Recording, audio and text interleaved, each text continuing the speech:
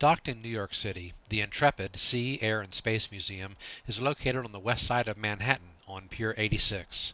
Opened in 1982, the museum is centered on the aircraft carrier USS Intrepid, one of the most successful ships in U.S. history and now a National Historic Landmark.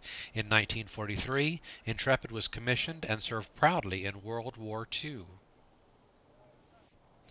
She went on to serve as one of the primary recovery vessels for NASA, 3 tours of duty off Vietnam, and submarine surveillance in the North Atlantic during the Cold War. Today, she continues her service as a premier education center and monument to all who have served our nation in uniform. One of the thousands of proud Marines who served on the Intrepid was Colonel James R. Weaver.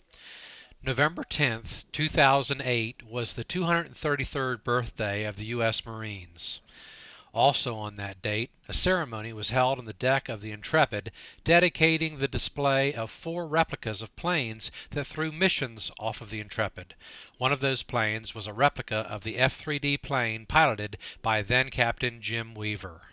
A group of veterans from Colonel Weaver's era were surveyed, and that group chose to honor him as the pilot whose plane would be replicated on the deck of the Intrepid.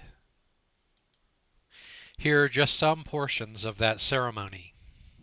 And a fellow Marine, but first, it's my great pleasure to welcome you all to the Intrepid. My name is Bill White, and I have the honor of serving as the president of the Intrepid Sea, Air, Space Museum. We are so deeply honored to have Mrs. Weaver, who is the surviving spouse of Captain Weaver, who this aircraft is dedicated to, who flew this type of aircraft here with their daughter, his brother, sister-in-law. There is no greater honor for us to have the Weaver family here with us today. This is what the Intrepid is all about. Our mission to honor our heroes, which your husband and your father and your brother were to you and are to us always and forever. And so I'd like to ask all of you to please join in welcoming the Weaver family, because we honor and love you today and always.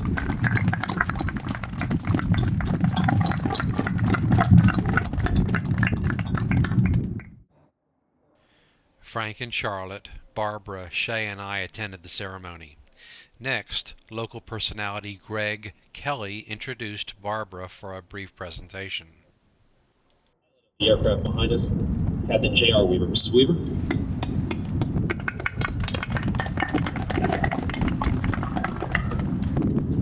The Sky Knight was the U.S. Navy's first jet-propelled all-weather fighter.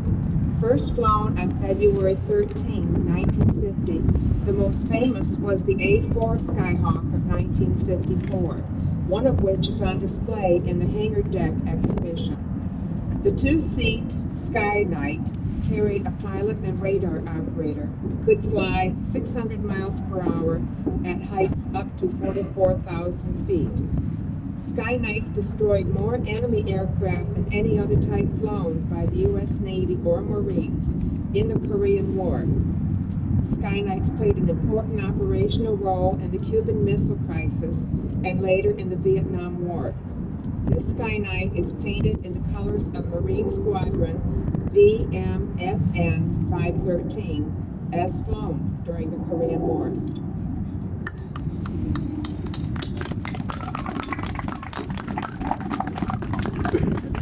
Thank you, Mrs. Weaver. Introducing the age. We then spoke with several officials of the USS Intrepid, including the director of the museum, and of course Frank and Charlotte were also there. Also on display is a replica of one of the MiG-15s that Colonel Weaver shot down during one of his missions. This is the plane that John McCain flew, one of the few that he didn't crash. This is the plane that George Bush supposedly flew, at least he claims to have. During the Korean War, the key to destroying North Korea's factories and other valuable assets was being able to put a large number of superfortress bombers over these heavily defended targets without incurring significant losses. Since World War II, the Communists had been able to build a small industrial section in the extreme northwest corner of North Korea, close to the Yalu River. U.S. Bomb Command learned quickly that it was very dangerous to send bombers over this area during the day, so the solution was to switch to night operations.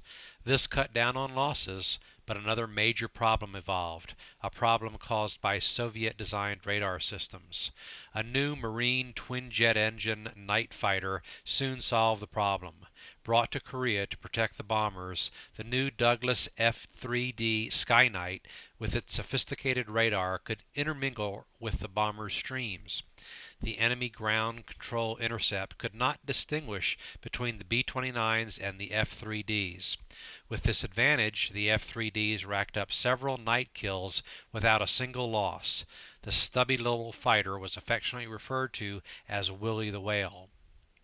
Pilot James R. Weaver and his radar observer, Master Sergeant Robert Becker, flew a large number of these missions with VM-513s, known as Flying Nightmares. On the night of January 28, 1953, they made their mark in Marine history books. Captain Weaver recalled that night this way. The MiG-15 action at night against the MiG-29s was picking up considerably over Sinuiju up on the Yalu River. On this particular night, the weather was good except for a multi-altitude layer of scattered clouds that didn't have much effect on our visibility.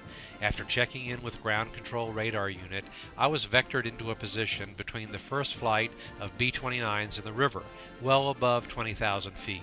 I remained in this position until the bombers had completed their runs. It looked like the bombs had impacted right on the target and everything had been quiet up until this point.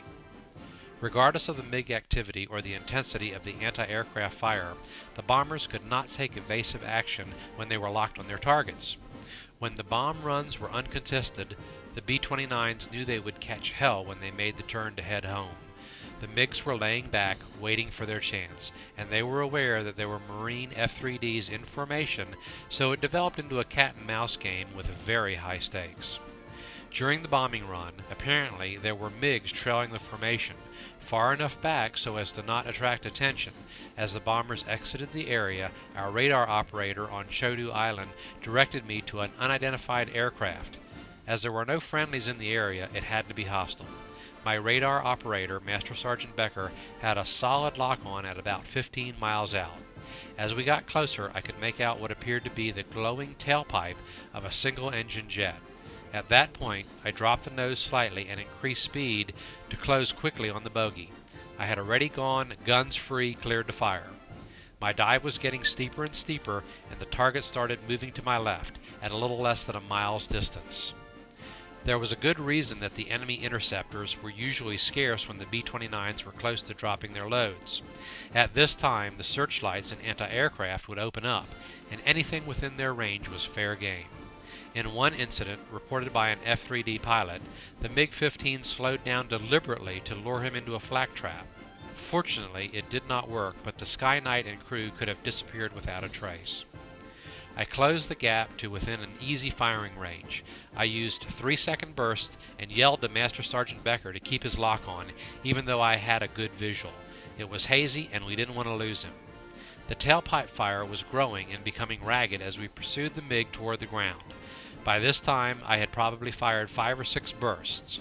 Suddenly, there was a huge explosion and ground fire in front of us.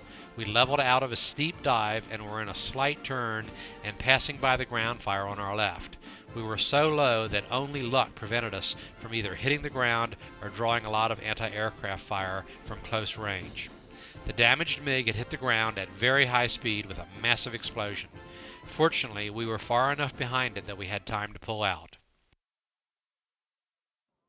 Later, Captain Weaver was given the radar unit on Chodu Island an account of what had just happened. A B-29 crew flying in the area was listening, and they complimented Captain Weaver and his radio operator for successfully preventing one of the formations from suffering any losses. However, their formation had not been as lucky, as they had lost one MiG-15. After Captain Weaver and Sergeant Becker finished debriefing, they drank a toast to the B-29 crew that had been shot down that night.